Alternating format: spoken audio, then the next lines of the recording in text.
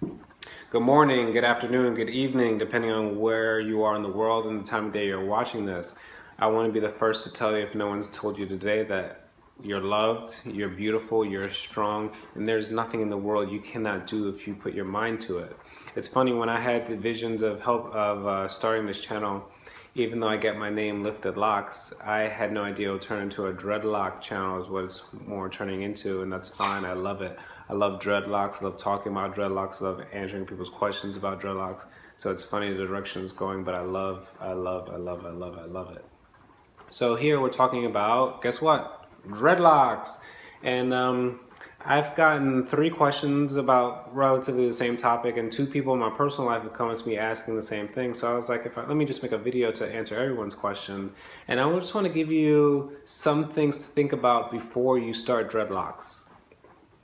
Some things to think about. I want to talk to you about, okay, first of all, dreadlocks, yeah, it's when you get dreads, it's hairstyle that stands out. It's a subculture, right? But okay, let's compare dreadlocks to like a mohawk. If you want a mohawk, all you have to do is shave the sides, keep your hair, no matter what length, you'll have a mohawk. If you want dreads, you can do whatever method, back comb, twist and rip, crochet, but they'll look like dreads, but they aren't dreads. It's different because that's what I want to talk to you about. First of all, is the maturity process, the maturation process. When you have dreads, depending on your hair, my hair is curly. It's thick, but it's curly. I've had dreads for 8 months now, and it's still not fully locked. And depending on the type of hair you have, I've known people who have really fine, straight hair. It's taken them 1.5 to 2 years for their hair to fully lock. So while you're going through the locking process, waiting for it to lock, it's in that, what I call that ragamuffin stage, which personally I love. Most people hate this stage because it's this stage where your dreads are the most frizzy, or they look the craziest because they haven't locked, and they're just really crazy looking. So you have to understand that it's going to be a while. It's dreadlocks. The biggest thing when you have dreadlocks, you have to remember is it's a marathon. It's not a sprint. Nothing happens overnight, and it takes time. It takes time. So the maturity process is one thing. So with that being said, the time it takes, so you have to have patience, because you have to realize that it's not going to happen overnight. You're not going to wake up with young locks and the next day wake up and your locks will be fully locked and mature. Like it's a slow process, and it just happens over time. So you have to understand that, again, it's a marathon. It's not a sprint. The second thing I want to talk to you about is drying. When you wash your hair, it takes a long time for your hair to dry. Dreadlocks are matted hair, just combs and clumps of matted hair. So it's not uncommon. When I wash my hair, it takes an hour and a half for it to dry. You have to keep that in mind. So if you're one of those people that get up and go types, you have to just keep in mind that it's going to take a long time for your hair to dry. And it might, you might have to plan a little bit better, or have better time management, I should say, because again, it's going to be a while. The next thing is more so for women than males, but if you're one who's a fan of different hairstyles, you like to have your hair up, you have it in a bun, updos, that, whatever, it might be a while before you can do that. If you're one who likes to change their hair, you're constantly dyeing and stuff, again, it might be dreadlocks. I don't know if it'll be for you, because while it takes a while for it to do that, you can't just one day, it's just very tough. I've noticed women especially have had problems with it, who like to change their hairstyle, whether it be the style itself or dyeing, and they just have problems when it comes to dreads, that they ended up getting rid of them. So just keep that in mind. The next thing I want to talk to you about is practicality. What do I mean by that?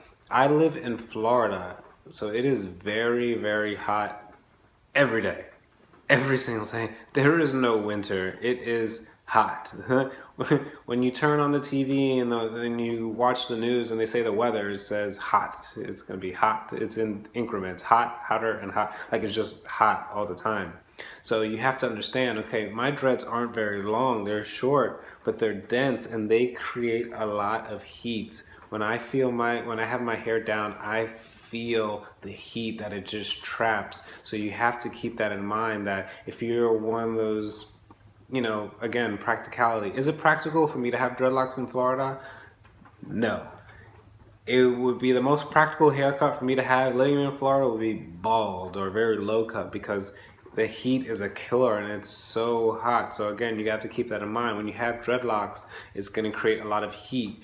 The longer you have dreadlocks, the longer they become, it's also going to create a lot of weight, and that's a lot of tension on your neck. So you just keep that in mind as well. If you're one who likes to put your hair up all the time, or you work on a regular basis in which your job requires you to have your hair up or in a bun or in a ponytail, that's going to be a lot of tension on your neck. So just another thing to keep in mind. Two more points I want to talk about. Products. When you have dreadlocks, you can't just go and put any kind of product in your hair. And this is what I mean by that.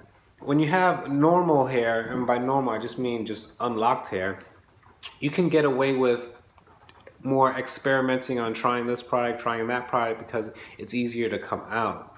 When you have dreadlocks, it's kind of hard to experiment because dreadlocks are like sponges, and it holds that product. And the last thing you want while having dreadlocks is buildup, is residue, because that causes all kinds of problems. That's the main reason why people get rid of it. You have to get all that stuff out. So residue-free products are ideal, sensitive stuffs. So you have to be more educated on the products in which you put in your hair, because you don't want a product that's going to leave a residue. So you have to stay on top of that. You have to educate yourself and know what this product is doing, what's in it, and things like that. You can't just go to your local beauty supply store and just put any old thing.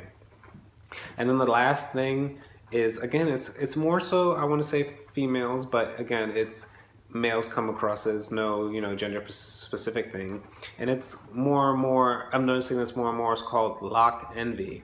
And I had a person here in my work recently got rid of their locks because they're like, yeah, I wanted locks like so and so, and they didn't turn out like that, and I got stuck with this. And when you have locks, you have to realize that no two locks are going to be the same. You have to embrace the journey in which you're set upon. So yeah, you might be like, okay, I wanted to have Bob Marley locks, or twist locks like this rapper or that rapper, and you want to look a certain way, but you have to understand that everyone's hair texture is differently. Everyone's path to this dreadlock journey is different. So you can't be envious of, don't look at people for envy. Maybe you can look at them for inspiration, but never be jealous of somebody else's locks, because you have the locks that you're meant to have.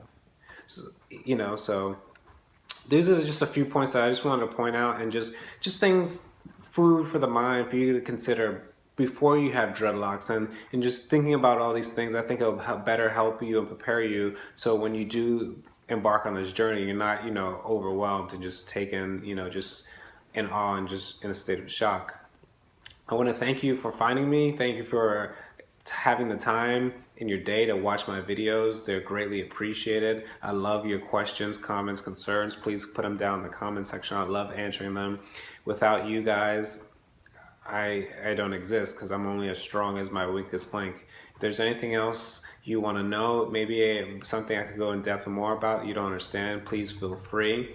Don't forget to subscribe for your daily dose of positivity, your daily dose of dreadlock information, and your daily dose of love in video form. So thank you again. You're beautiful. You're loved.